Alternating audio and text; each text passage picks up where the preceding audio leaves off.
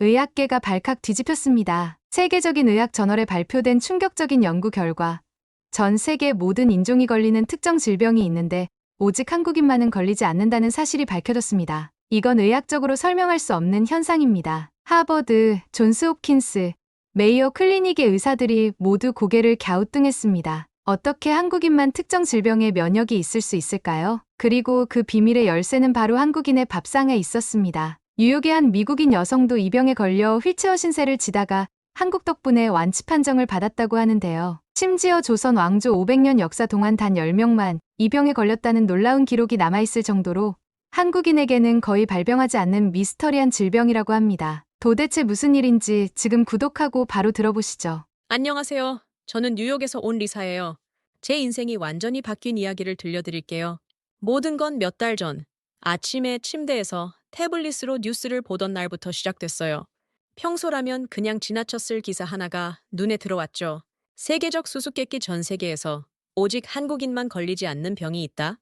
처음엔 뭔가 황당한 가짜뉴스 기사인 줄 알았어요. 그런데 존경받는 의학 저널에 실린 진짜 연구더라고요. 보스턴의 유명한 병원 연구팀이 발견한 놀라운 사실이었어요. 전 세계 어디서나 발견되는 특정 질병이 한국인들에게서만 거의 발견되지 않는다. 커피를 마시다 말고 기사를 정독했어요. 연구팀은 32개국의 의료 데이터를 분석했는데 미국, 영국, 중국, 일본, 제 모든 나라에서 이 병에 걸리는 사람들이 있었지만 한국인들만 신기하게도 거의 걸리지 않았대요. 더 신기한 건 미국에 사는 한국계 1세대는 거의 안 걸리는데 2세대, 3세대로 갈수록 보통 미국인들처럼 걸린다는 거예요. 즉, 유전자 때문이 아니라 뭔가 한국인들의 생활 방식이나 문화와 관련이 있다는 거죠. 도대체 한국인들은 뭘 하길래 하는 생각이 들었어요. 그날 점심, 평소처럼 샐러드와 프로틴 쉐이크를 먹으면서 더 검색해 봤어요. 연구자들은 이렇게 말했죠. 이 병은 현대식 식습관과 밀접한 관련이 있습니다. 특히 정제된 탄수화물과 가공식품을 많이 섭취하는 사람들에게 나타납니다. 그런데 한국인들의 전통 식습관에는 이런 질병을 막아주는 특별한 요소가 있는 것 같습니다. 그때 갑자기 사무실 건물 앞에 있던 작은 한식당이 생각났어요. 7년간 그 건물에서 일했지만 한 번도 들어가 본 적 없었어요. 항상 치포틀레나 스윗 그린맨 갔거든요. 어쩌면 그 비밀이 한국 음식에 있을지도? 그날 저녁 호기심에 이끌려 그 한식당에 들어갔어요.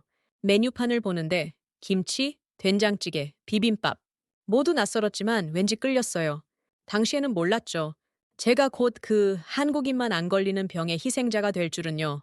그리고 그 한식당 방문이 제 인생을 구하는 첫걸음이 될 줄도요. 그 한식당에서 처음으로 된장찌개와 비빔밥을 먹은 날로부터 약 6개월 후 제 인생에서 가장 끔찍한 시기가 시작됐어요. 그때는 그 기사와 제 상황이 어떤 관련이 있을지 전혀 상상도 못했죠. 처음에는 단순한 피로감이었어요. 월스트리트에서 투자 애널리스트로 일하다 보면 당연한 거라고 생각했죠. 나모건에서 7년차 수석 애널리스트로 일하면서 밤샘은 일상이었으니까요. 하루에 커피 6잔은 기본이고 점심은 항상 제자리에서 샐러드로 때우면서 이메일을 확인했어요. 워킹머신이라는 별명이 있을 정도였죠. 그런데 어느 날 아침 일어나려는데 발가락이 이상하게 저리는 거예요. 또 하이힐 때문이겠지라고 생각했는데 며칠이 지나도 나아지지 않았어요. 오히려 점점 손가락까지 저리기 시작했죠. 그러다 결정적인 사건이 있었어요. 골드만삭스웨이 중요한 미팅 중에 갑자기 심장이 미친 듯이 뛰기 시작한 거예요. 숨이 안 쉬어지고 식은땀이 흐르고 응급실에 실려갔죠. 리사 씨, 심전도는 정상이에요. 단순한 스트레스성 발작일 수 있어요. 하지만 저는 알았어요. 이건 단순한 스트레스가 아니라는 걸. 그 후로도 증상은 계속됐어요. 아침에 일어나기가 너무 힘들었고 이상하게 다리에 힘이 빠져서 몇 번이나 넘어질 뻔했어요. 제일 무서웠던 건 기억력이었어요. 매트라이프 보고서를 분석하다가 갑자기 제가 뭘 보고 있었는지 기억이 안 나는 거예요. 숫자를 외우고 패턴을 찾는 게 제 특기였는데 갑자기 간단한 계산도 집중이 안 됐어요. 동료들은 번아웃이라고 했죠.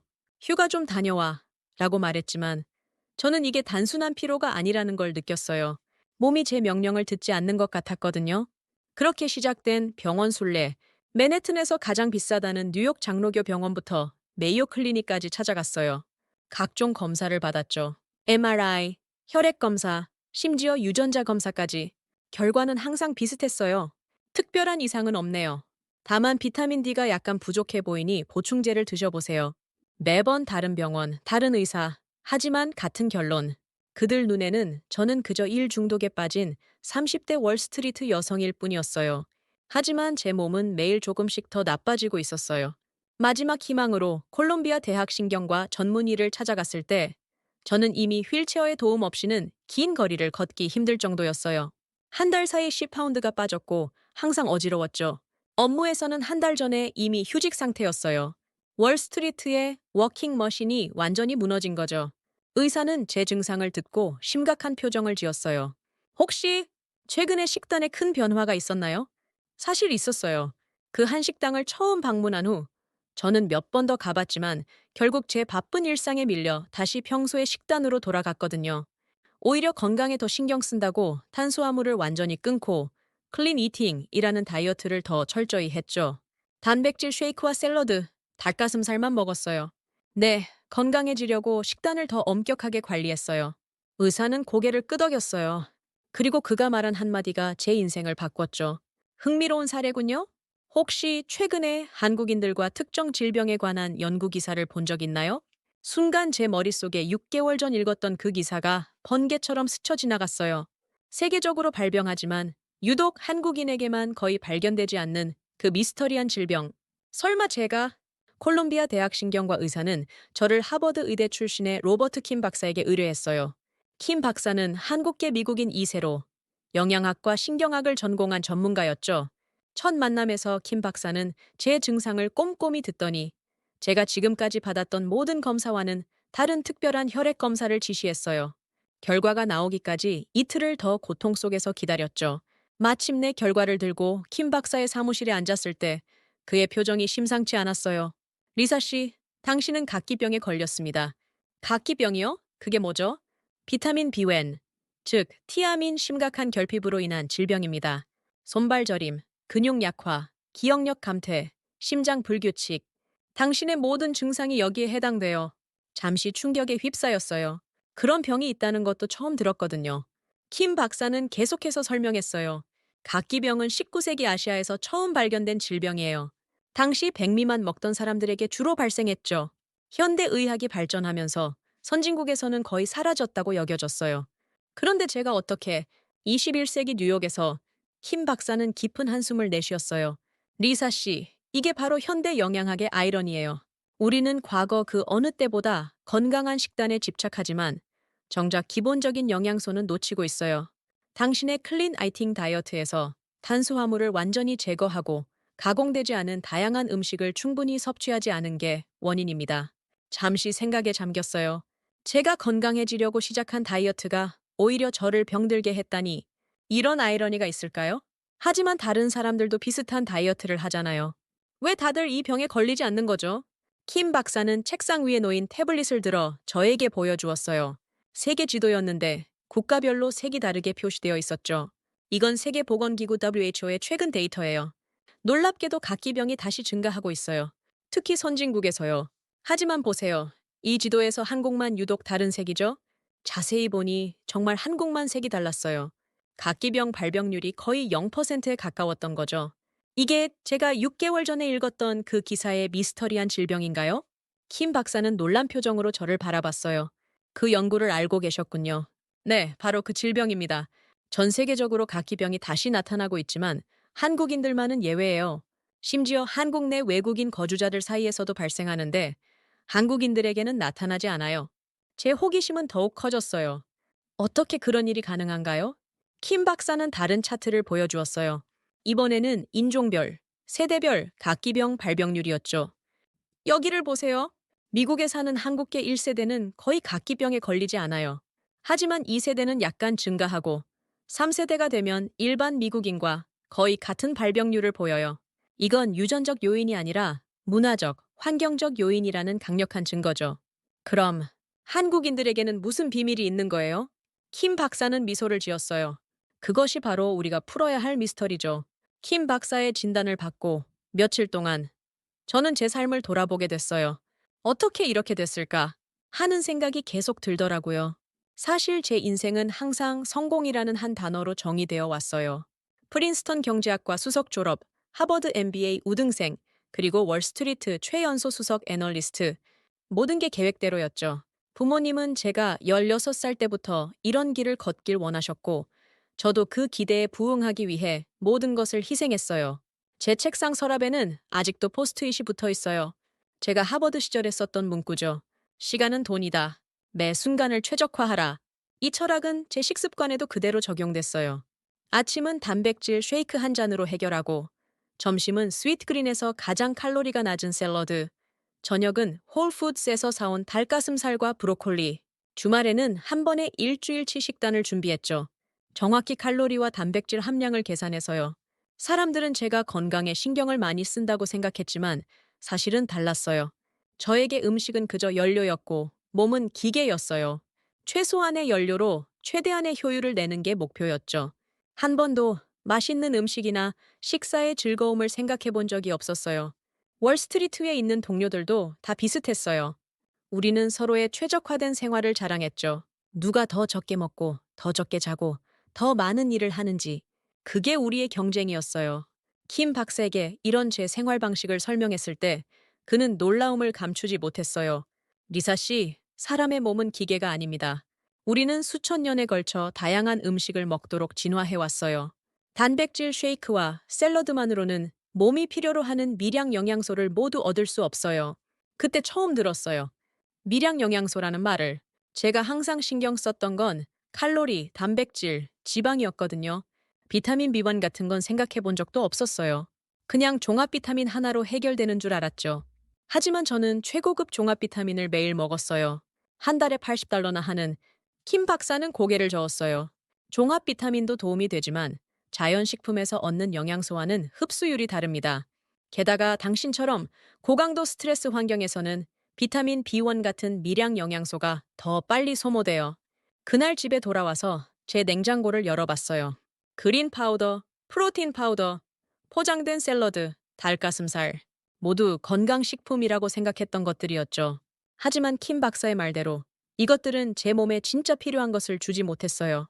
제 일기장을 펼쳐보니 3년 전에 쓴 문장이 눈에 띄었어요. 오늘도 점심 식사 시간을 절약해서 KPI 분석을 끝냈다. 효율성의 승리. 그때는 그게 자랑스러웠는데 지금 생각하면 참 어리석었죠. 몸이 보내는 신호를 무시하고 음식의 진정한 가치를 이해하지 못했으니까요. 킴 박사는 전통적인 치료부터 시작했어요. 고농도 비타민 B1 주사와 종합 비타민 보충제를 처방해 주셨죠. 뉴욕에서 가장 비싼 종합 비타민이었어요. 한 알에 한 달러 정도 했으니까요. 그리고 엄격한 식단 관리, 탄수화물을 조금 늘리고 단백질 보충제는 줄이고 다양한 채소와 전곡류를 먹으라고 했어요. 처음 일주일은 괜찮았어요. 주사 덕분인지 손발 저림이 조금 나아졌고 희미하게나마 에너지가 돌아오는 것 같았거든요. 회복되고 있는 것 같아요. 킴 박사님. 하지만 그건 착각이었어요. 2주차부터 증상이 다시 심해지기 시작했죠. 아침에 일어나는 게 더 힘들어졌고 간단한 계산도 머릿속에서 잘 되지 않았어요. 예전에는 엑셀 없이도 복잡한 금융 모델을 머릿속으로 계산할 수 있었는데 이제는 휴대폰으로 간단한 더하기 빼기도 해야 했어요. 킴 박사는 주사 용량을 늘렸어요. 하루에 2번, 그리고 더 강한 보충제를 추가했죠. 그런데도 효과는 미미했어요. 이해가 안 돼요. 이론적으로는 이 정도 용량이면 증상이 크게 개선되어야 하는데 킴 박사의 표정이 점점 심각해졌어요. 한 달이 지나고 저는 여전히 거의 휠체어에 의존하고 있었고 기억력은 더 나빠진 것 같았어요. 그날 병원을 나서는데 킴 박사가 솔직하게 말씀하셨어요. 리사 씨, 솔직히 말하자면 약물 치료만으로는 한계가 있어요. 당신의 문제는 단순한 영양소 결핍이 아니라 수년간 쌓인 생활 습관의 결과입니다. 약으로는 그걸 역전시킬 수 없어요. 그 말을 듣는 순간 마치 가슴에 돌덩이가 내려앉는 느낌이었어요. 최고의 의사, 최고의 약, 그리고 충분한 돈이 있는데도 해결할 수 없다니. 처음으로 진짜 두려움이 밀려왔어요. 그럼 저는 평생 이렇게 살아야 하나요? 킴 박사는 대답 대신 복도를 바라봤어요. 그때였어요.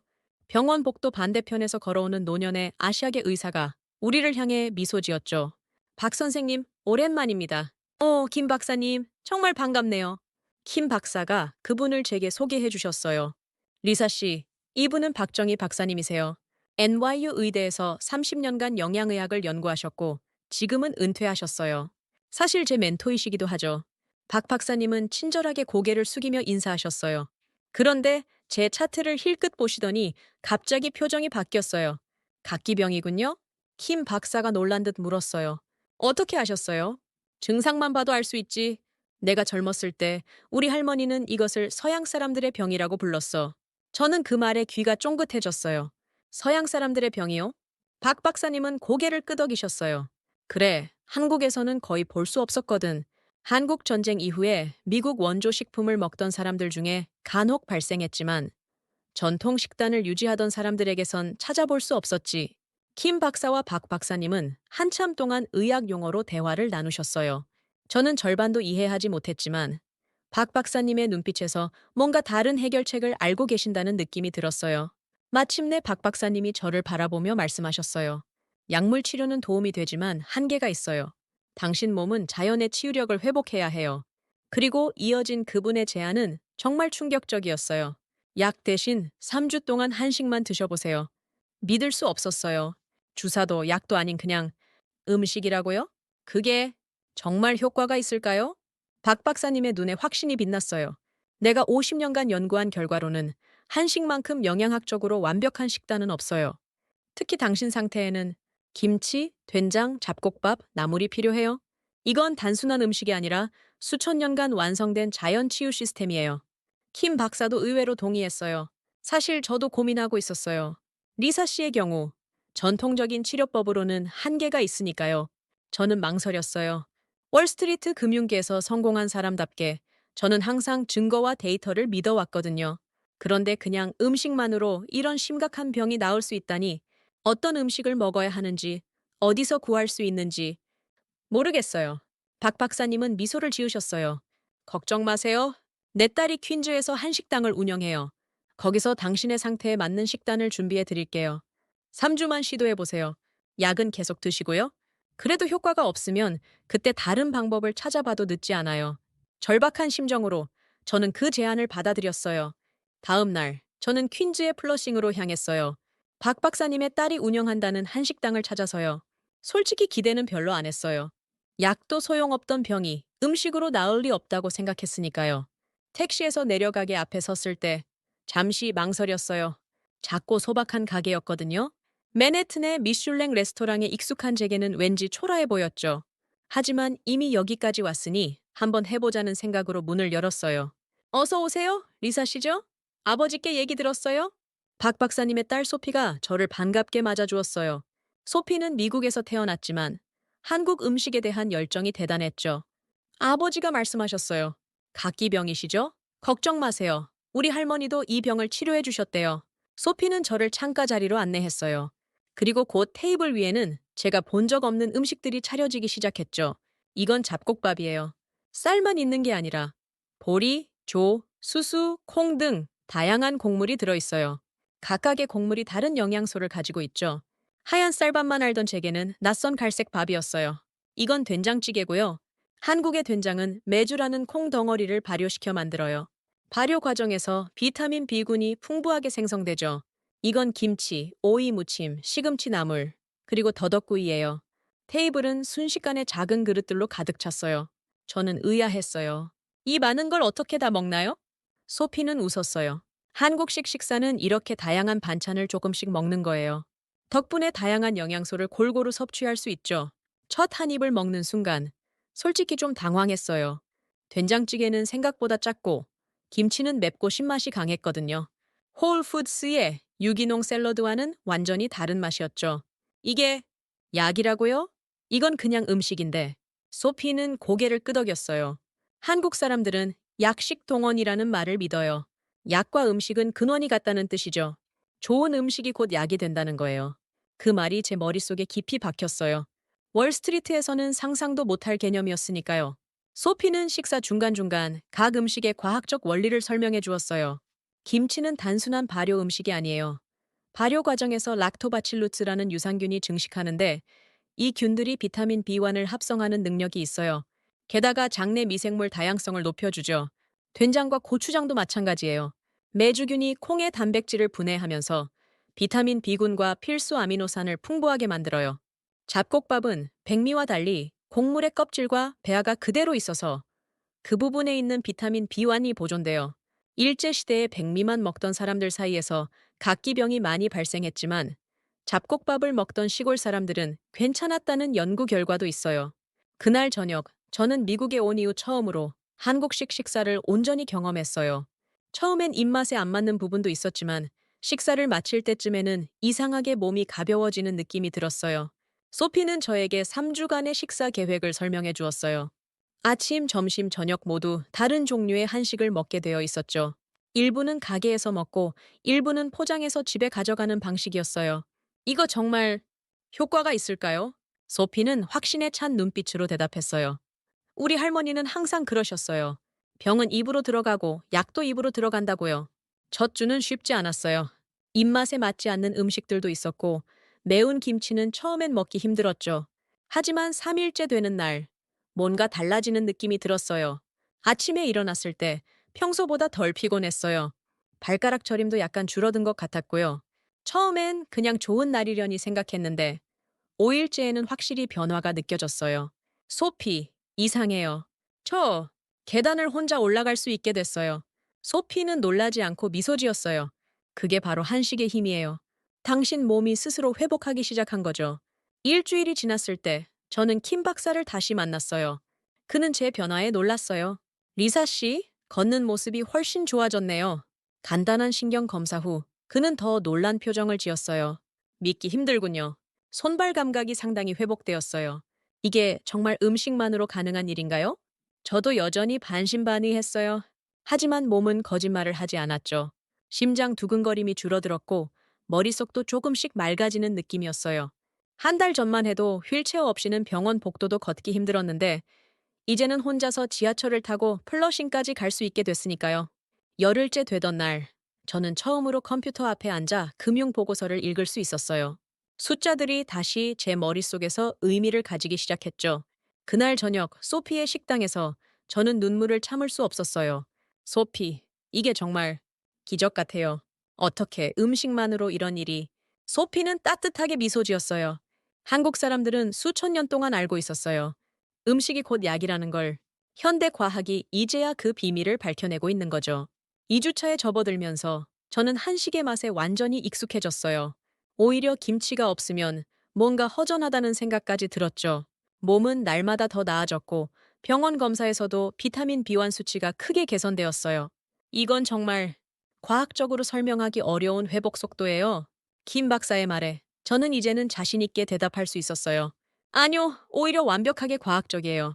다만 우리가 미처 이해하지 못했던 과학이었을 뿐이죠.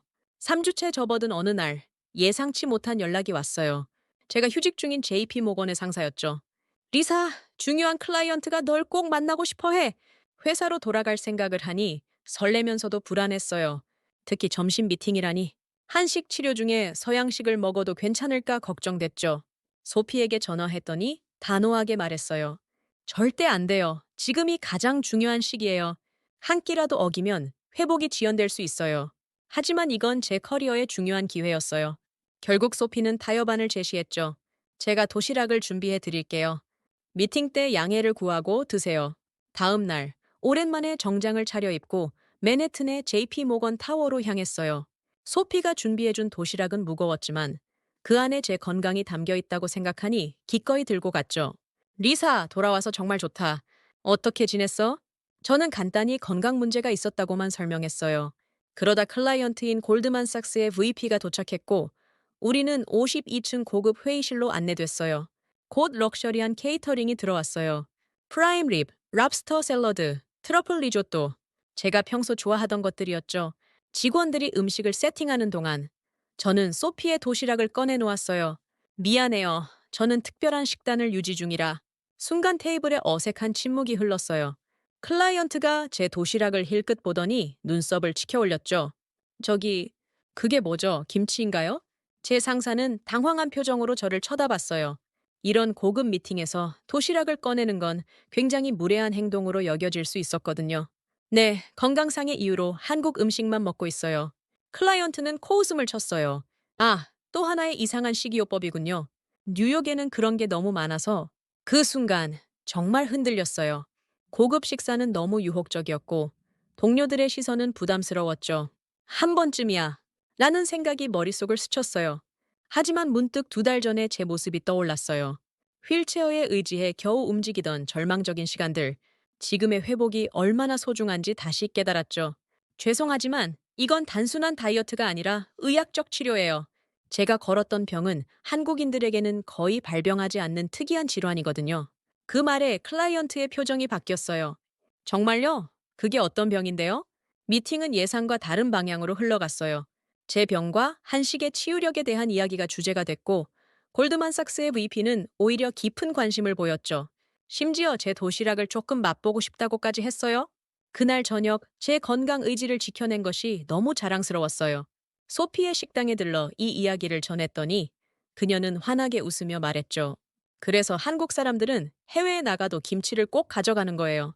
그건 단순한 향수병이 아니라 건강을 지키는 지혜였던 거죠. 3주차가 끝나갈 무렵 킴 박사는 종합검진을 제안했어요. 한 달 전과 같은 검사들을 모두 다시 받았죠. 검사 결과를 들고 킴 박사의 사무실에 앉았을 때 그의 표정은 마치 유령이라도 본 것 같았어요. 리사 씨, 이건 정말 믿기 힘든 결과예요. 그가 모니터를 돌려 보여주었어요. 제 비타민 B1 수치는 완전히 정상으로 돌아왔고 신경전도 검사도 거의 정상 범위였어요. 30년 의사 생활에서 이런 빠른 회복은 처음 봅니다. 특히 약물 치료가 효과 없던 환자가 단 3주 만에 킴 박사는 말을 잇지 못했어요. 그가 쓴 의학 교과서의 공식과 맞지 않는 결과였으니까요. 정말 한식만으로 이렇게 됐다고요? 저는 고개를 끄덕였어요. 티아민 주사는 첫 2주 동안만 맞았고 그 후로는 오직 한식만 먹었거든요. 킴 박사는 한참을 생각하더니 입을 열었어요. 이건 우리 의학계가 다시 생각해봐야 할 문제네요. 음식의 치유력을 우리가 너무 과소평가했어요. 며칠 후 박 박사님을 다시 만났을 때 그는 전혀 놀라지 않았어요. 우리 한국인들은 수천 년 동안 알고 있었던 거야. 약식 동원. 음식과 약은 근원이 같다는 걸. 그때 박 박사님이 들려주신 이야기는 제 시야를 완전히 바꿔놓았어요. 한국의 식문화는 단순한 미식이 아니야. 수천 년에 걸쳐 완성된 영양학적 지혜지. 김치의 발효 과정은 현대 미생물학보다 앞선 개념이었고, 된장은 자연 항생제와 같은 역할을 했어. 잡곡밥과 제철 나물의 조합은 완벽한 영양 균형을 만들어냈지. 가장 중요한 건 한국 사람들은 이것을 과학이라 부르지 않고 그냥 일상으로 받아들였다는 거야. 매 끼니마다 발효식품, 나물, 잡곡을 자연스럽게 먹었고 덕분에 각기병 같은 질병에서 자유로웠던 거지. 박 박사님의 마지막 말씀이 가슴에 깊이 남았어요. 서구 의학이 몇 세기 동안 놓치고 있던 것, 그게 바로 음식의 참된 가치야. 약으로 치료하기보다 병이 생기지 않게 예방하는 지혜. 한국 사람들은 그걸 밥상에서 실천해왔던 거지. 그 순간 깨달았어요. 제가 경험한 건 단순한 치료가 아니라 완전히 다른 삶의 방식과의 만남이었다는 걸. 효율성과 생산성만 추구하던 제 가치관이 송두리째 흔들렸죠. 음식은 그저 연료가 아니라 인생의 근본이구나. 완전히 건강을 회복한 저는 JP 모건으로 복귀했어요. 하지만 예전과는 달랐죠. 제 책상 서랍에는 단백질바 대신 김과 견과류가 들어있었고 점심시간이면 어김없이 소피가 준비해준 도시락을 꺼내 먹었어요. 처음엔 동료들이 호기심 어린 눈으로 바라봤죠. 리사, 그게 뭐야? 냄새가 독특한데? 김치야? 한국의 발효채소. 덕분에 내가 휠체어에서 일어날 수 있었어. 제 놀라운 회복 이야기는 사무실 전체에 퍼졌어요. 내 아내도 원인 불명의 피로감으로 고생 중인데 정말 음식만으로 나았다고? 한 달 후 오피스 건물 라운지에서 작은 이벤트가 열렸어요. 한식 체험의 날이었죠. 소피의 도움으로 준비한 행사였는데 예상외로 많은 동료들이 참석했어요. 이게 정말 김치야? 생각보다 맛있는데? 된장찌개라고? 이상하게 편안한 맛이네. 금융계의 스트레스 속에서 살아가는 동료들에게 한식은 신선한 대안이었어요. 특히 만성피로, 소화불량, 불면증에 시달리던 사람들이 특별히 관심을 보였죠. 놀랍게도 그중 몇몇은 실제로 변화를 경험했어요. 골드만삭스 VP의 아내는 2주간의 한식 식단 후 에너지가 돌아왔다고 했고, 저희 부서의 트레이더 한 명은 오랫동안 괴롭히던 소화불량이 사라졌다고 했죠. 소문은 빠르게 퍼졌어요. 월스트리트의 바쁜 금융인들 사이에서 한식 도전이 일종의 트렌드가 된 거예요. 소피의 작은 식당은 점심시간이면 금융가 사람들로 북적였고 냉장고에 김치를 보관하는 직장인이 늘어났죠. 뉴욕타임즈 음식 섹션에 월스트리트를 사로잡은 한국의 슈퍼푸드라는 기사가 실린 건 그로부터 2달 후였어요. 저와 소피, 그리고 박 박사님의 인터뷰가 실린 기사였죠. 한식의 비밀은 발효와 균형입니다. 현대인의 식단에서 가장 부족한 2가지죠. 박 박사님의 말씀이 많은 사람들의 공감을 얻었어요. 기사 댓글에는 나도 한식을 먹기 시작한 후 건강이 좋아졌다는 경험담이 넘쳐났죠. 그리고 큰 변화가 찾아왔어요. JP모건의 인사팀에서 제안이 들어온 거예요. 리사, 우리가 직원 웰니스 프로그램을 새로 시작하려 해. 당신의 경험을 살려 직장인 영양 건강 세미나를 진행해 줄 수 있을까? 처음엔 망설였어요. 제가 영양학 전문가도 아닌데. 하지만 박 박사님은 저를 격려하셨죠. 내 경험이 최고의 자격이야. 하기보다 중요한 건 진정성이지. 그렇게 시작한 소규모 세미나는 점점 확대되어 JP모건 전체 직원을 대상으로 한 웰니스 프로그램으로 발전했어요. 금융인을 위한 한식 영양학이라는 프로그램이었죠. 6개월 후 저는 인생에서 가장 큰 결정을 내렸어요. 금융 애널리스트를 그만두고 제 경험을 나누는 일에 전념하기로 한 거죠. 소피와 함께 서울 웰니스라는 작은 회사를 설립했어요. 우리는 기업과 개인을 대상으로 한식 기반의 영양 프로그램을 제공했어요. 바쁜 직장인을 위한 한식 도시락 배달 서비스, 한식 요리 클래스, 그리고 가장 인기 있었던 22일 한식 도전 프로그램까지. 놀랍게도 이 작은 시도는 뉴욕 전체로 확산됐어요. 특히 고강도 스트레스 환경에서 일하는 금융인, 변호사, IT 전문가들 사이에서 한식은 일종의 비밀 무기가 됐죠. 오직 한국인만 안 걸리는 병, 그 비밀을 찾아서 오늘 행사에서 마이크를 잡고 많은 사람들 앞에 섰을 때 저는 제 인생이 얼마나 극적으로 바뀌었는지 새삼 실감했어요. 1년 전까지만 해도 JP모건에서 숫자와 차트만 들여다보던 제가 이제는 사람들의 건강과 웰빙을 책임지는 사람이 됐으니까요. 여러분, 제가 경험한 것은 단순한 회복이 아니라 삶의 방식에 대한 깨달음이었습니다. 우리는 늘 최신 기술, 최신 약품, 최신 트렌드를 찾아 헤매지만 정작 수천 년 동안 검증된 지혜를 간과하고 있었죠. 행사장에는 소피와 그녀의 가족들, 킴 박사, 그리고 은퇴하신 박 박사님까지 함께 해주셨어요. 특히 박 박사님의 미소에서 깊은 자부심이 느껴졌죠. 한국인들이 수천 년간 알고 있던 비밀이 이제 세계를 치유할 차례입니다. 그리고 저는 그 다리가 되고 싶습니다. 제 연설이 끝나고 박수 소리가 울려 퍼질 때 문득 그 옛날 플러싱의 작은 한식당에서 처음 된장찌개를 먹던 순간이 떠올랐어요. 당시에는 상상도 못했던 여정이 시작된 그 순간, 우리 몸은 위대한 이야기꾼이라는 생각이 들었어요. 제대로 귀 기울이고 올바른 음식을 주기만 하면 가장 놀라운 회복의 이야기를 써내려 가니까요. 오늘 센터의 점심 메뉴는 특별했어요. 소피의 할머니 레시피로 만든 된장찌개, 직접 담근 김치, 5가지 잡곡으로 지은 밥, 그리고 할머니가 항상 말씀하셨다는 문구가 식탁마다 놓여 있었죠. 밥이 보약이다. Rice is the best medicine. 이제 저는 압니다. 그 말이 얼마나 진실인지를